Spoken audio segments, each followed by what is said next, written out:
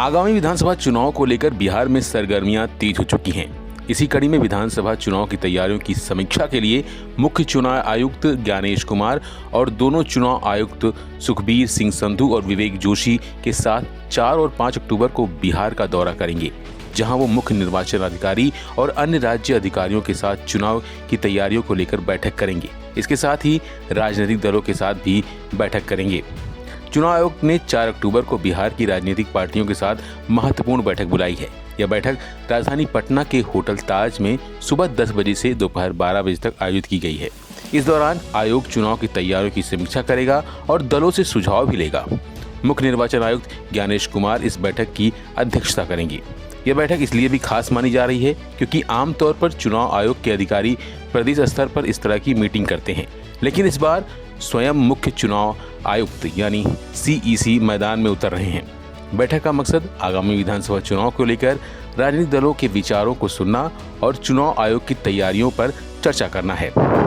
हालांकि इस महत्वपूर्ण बैठक में राज्य की सभी पार्टियों को शामिल नहीं किया गया है।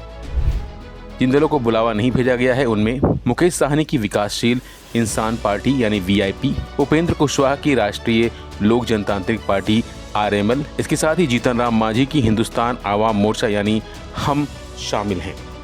वहीं इस बैठक से इन दलों को बाहर रखने पर सियासी हलकों में चर्चा तेज हो गई है। सवाल उठ रहा है कि आखिर किन मानकों के आधार पर चुनाव आयोग ने आमंत्रण की सूची तैयार की है। हालांकि राजनीतिक विश्लेषणों का मानना है कि आयोग ने केवल बड़ी और मान्यता प्राप्त पार्टियों को प्राथमिकता दी है, जबकि छोटे दलों को इस बैठक से बाहर रखा गया है।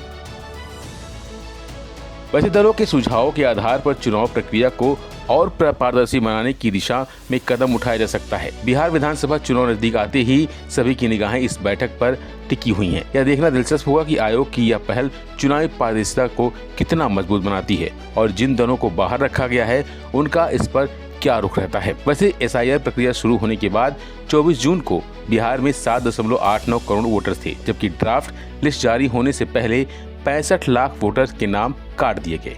इस तरह लिस्ट में 7.24 करोड़ वोटर रह गए।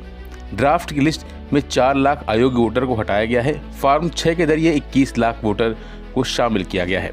30 सितंबर को जारी फाइनल लिस्ट में 7.41 करोड़ वोटर शामिल किए गए हैं और अब यही मतदाता अपने आने वाले दिनों में सरकार चुनेंगे। फिलहाल के लिए बस इतना ही। बाकी अपडेट बने रहिए वन इंडिया हिंदी के साथ।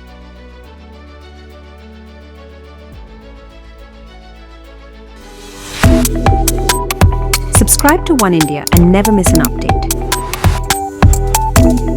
Download the One India app now.